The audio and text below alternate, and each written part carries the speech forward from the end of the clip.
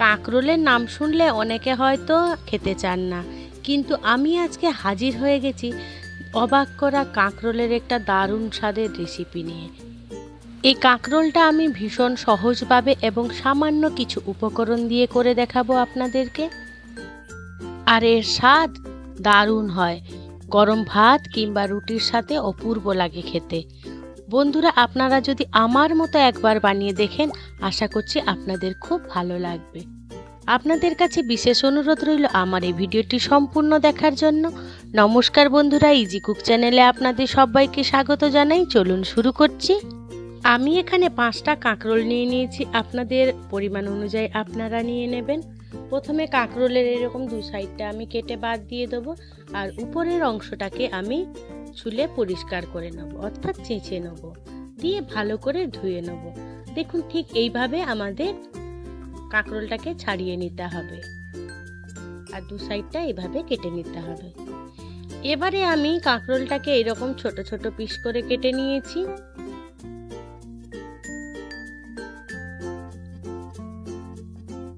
দেখুন, এইভাবে আমাদের স্লাইস করে নিতে হবে। আর এখানে আমি দুটো মিডিয়াম সাইজের আলুকে এইভাবে কেটে নিয়েছি, আর একটা বড় সাইজের আমি পেঁয়াজ এইভাবে স্লাইস করে কেটে নিয়েছি। এইভাবে আমাদের সবজিগুলো কেটে রাখতে হবে। এবার এটাকে সরিয়ে রাখলাম। এবারে আমি গ্যাসে কড়াই বসিয়ে দিলাম। কড়াইটা বেশ গরম হয়ে গেলে তাতে আমি সর্ষের তেল দিয়ে দেবো। এই রান্নাটা আমি সর্ষের তেল দিয়ে করব। এখানে আমি 2 চামচ সর্ষের তেল নিয়ে নিয়েছি। তেলটাকে ভালো করে খুন্তি দিয়ে স্প্রেড করে দিলাম, দিয়ে আমার কেটে রাখা সমস্ত উপকরণ আমি তেলের মধ্যে দিয়ে দেবো। এবারে এই সমস্ত উপকরণগুলোকে আমি এখানে মিডিয়াম ফ্লেমে রান্না করে নেব, অর্থাৎ এটাকে প্রথমে আমাদের ভাজা করে নিতে হবে। এবারে খুন্তি দিয়ে আমি সমস্ত সবজিগুলোকে ভালো করে একটু নাড়াচাড়া করে নিচ্ছি। প্রথমে একটু নাড়াচাড়া করে আমি এটাকে ঢাকা চাপা দিয়ে একটু সেদ্ধ হতে দেবো। এখানে কিন্তু আমি কোনো নুন বা হলুদের ব্যবহার করছি না। এবারে কিছুক্ষণ বাদে, অর্থাৎ মিনিট খানেক পরে, আমি এটাকে ঢাকা খুলে আবারও একটু ভালো করে নাড়াচাড়া করে দেবো। আবারও একটু ঢাকা দিয়ে আমি এটাকে রান্না হতে দেবো। এদিকে আমি একটা মশলা বানিয়ে নিই। একটা মিক্সি জার নিয়ে নিয়েছি, তাতে আমি একটা টমেটো দিয়ে দিলাম, একটা কাঁচা লঙ্কা দিয়ে দিলাম। ঝালটা অবশ্য আপনাদের পরিমাণ অনুযায়ী আপনারা নিয়ে নেবেন। আর 1 চামচ করে গোটা জিরে আর গোটা ধনে আমি দিয়ে একটা ফাইন পেস্ট বানিয়ে নেব। এদিকে আমার সবজিগুলো ভাজা হয়ে গেছে, অর্থাৎ সবজিগুলো থেকে জাস্ট কাঁচা গন্ধ চলে গেছে, আর সবজিগুলো প্রায় সেদ্ধ হয়ে এসেছে। এবারে আমি ভালো করে নাড়াচাড়া করে নেব। এবারে আমি স্বাদ মতো নুন দিয়ে দিলাম আর হলুদ দিয়ে দিলাম। এবারে সমস্ত উপকরণগুলোকে আমি ভালো করে মিশিয়ে নেব। আমার এই রেসিপিটি যদি কোনো বন্ধু ফেসবুক থেকে দেখে থাকেন, তাহলে আমার এই পেজটিকে লাইক ও ফলো করে দেওয়ার অনুরোধ রইল। এবারে গ্যাসের ফ্লেমটা হাই করে দিয়ে আমি সমস্ত উপকরণগুলোকে একটু ভাজা ভাজা করে নেব। ভাজা ভাজা করে, অর্থাৎ জল শুকিয়ে আমি এটাকে তুলে রাখব। সমানে আমাদের নাড়াচাড়া করে যেতে হবে যাতে এটা পুড়ে না যায়। দেখুন, এইভাবে ভাজা করে তুলে রাখলাম। এবারে ওই কড়াইতে আমি আবার সর্ষের তেল দিয়ে দিলাম 1 চামচের মতো। ফোড়নে দিয়ে দিলাম 1/2 চামচ 5 ফোড়ন আর একটা শুকনো লঙ্কা। ফোড়ন থেকে একটা সুন্দর মিষ্টি গন্ধ বেরোলে আমি এখানে 1 চামচ আদা বাটা দিয়ে দিলাম। একটু নাড়াচাড়া করে আমি এখানে 1 চামচ লাল লঙ্কার গুঁড়ো দিয়ে দিলাম। বেসন দিয়ে দিচ্ছি। আমি এখানে 2 চামচ বেসন নিয়ে নিয়েছি। বেসনটাকে বেশ সুন্দর করে নাড়াচাড়া করে আমাদের কাঁচা গন্ধ যাওয়া পর্যন্ত ভাজা করে নিতে হবে। আর গ্যাসের ফ্লেমটাকে আমাদের এখানে অবশ্যই লোয়ে করে রাখতে হবে। এখানে খেয়াল রাখতে হবে যাতে বেসনটা কড়াইতে লেগে না যায়। এইভাবে ভাজা ভাজা হয়ে গেলে বেসন থেকে একটা সুন্দর গন্ধ বেরোলে ওই যে বেটে রেখেছিলাম মশলাটা, ওটা আমি এবারে দিয়ে দেবো। দিয়ে এবারে সমস্ত উপকরণগুলোকে আমি ভালো করে মিশিয়ে নেব। এবারে মিক্সির জারটা ধুয়ে আমি সামান্য একটু জল দিয়ে দিলাম। এবারে আমি এটাকে আরও একটু কষিয়ে নেব।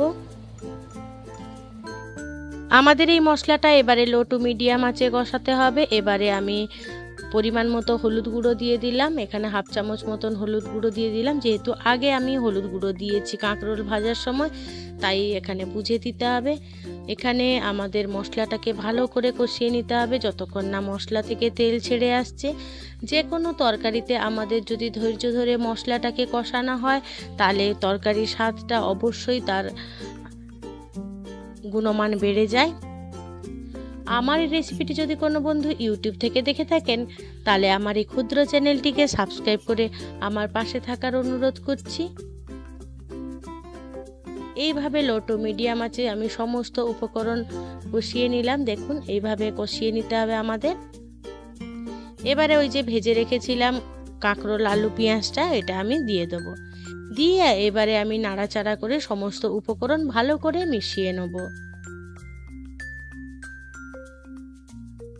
এবারে আমি সামান্য একটু জল দিয়ে দিলাম।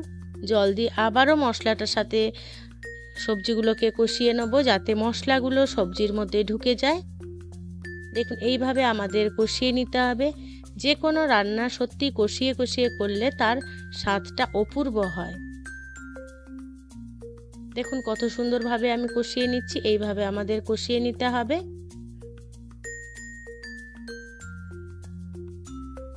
বন্ধুরা, আপনাদের কাঁকরোলের কোন রেসিপিটি পছন্দ সেটা কিন্তু আপনারা আমাকে কমেন্টে জানাতে ভুলবেন না। এবারে আমি হাফ কাপের মতন এখানে গরম জল দিয়ে দিলাম। দিয়ে এবারে সমস্ত উপকরণ মিশিয়ে নেব। বন্ধুরা, আপনারা যদি কাঁকরোলে আরও রেসিপি দেখতে চান, তাহলে আমার ডেসক্রিপশানে আপনারা চেক করে নেবেন, আমি কাঁকরোলের রেসিপির লিংক দিয়ে দিয়েছি। এইভাবে সমস্ত উপকরণ আমাদের মিশিয়ে নিতে হবে। এবারে ঢাকা চাপা দিয়ে আমাদের মিনিট 2-3 মতো রান্না করে নিতে হবে। এবারে আমি 3 মিনিট পর ফিরে এলাম। দেখুন এইভাবে আমাদের রান্নাটা হয়ে গেছে। আর এই রান্নাটাই কিন্তু বেশি ঝোল ঝোল থাকবে না, তরকারিতে মাখো মাখো হবে। এবারে সমস্ত উপকরণগুলোকে আমি আরও একবার ভালো করে নাড়াচাড়া করে মিশিয়ে নেব।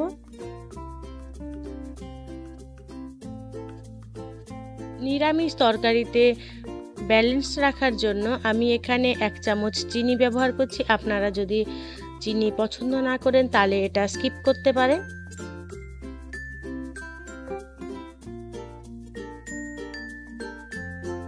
এবারে আমি এখানে হাফ চামচ ঘি দিয়ে দিলাম।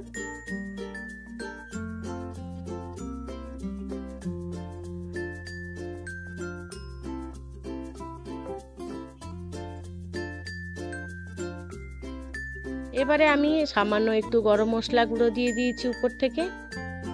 এবারে সমস্ত উপকরণ ভালো করে আমি মিশিয়ে নেব।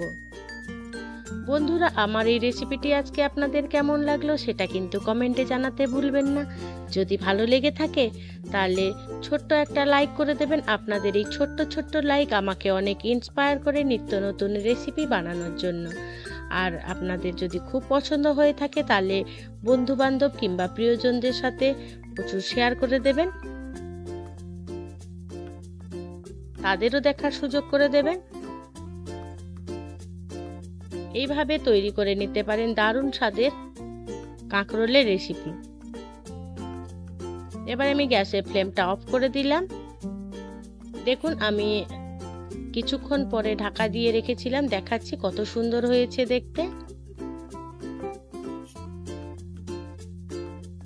এইভাবে যদি আমাদের কাঁকরোলের রেসিপি বানিয়ে নেওয়া যায়, তাহলে যে কাঁকরোল খেতে চায় না সেও খুব মন ভরে কাঁকরোলটা খাবে। এবারে আমি পরিবেশন করে নিচ্ছি কাঁকরোলটাকে। আপনাদের পছন্দ অনুযায়ী আপনারা সেইভাবে পরিবেশন করে নেবেন। আমি এখানে একটা বাটিতে সার্ভ করে নিচ্ছি।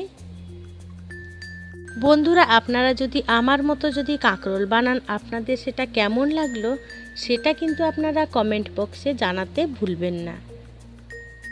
এই রকম সুন্দর ভিডিও পেতে নোটিফিকেশানটা অলে করে রাখবেন, যাতে আমার দেওয়া সমস্ত ভিডিও নোটিফিকেশান আপনারা খুব সহজেই পেয়ে যান। তার জন্য আপনাদের অসংখ্য ধন্যবাদ, আপনাদের মহামূল্যবান সময় দিয়ে আমার এই ভিডিওটি দেখার জন্য।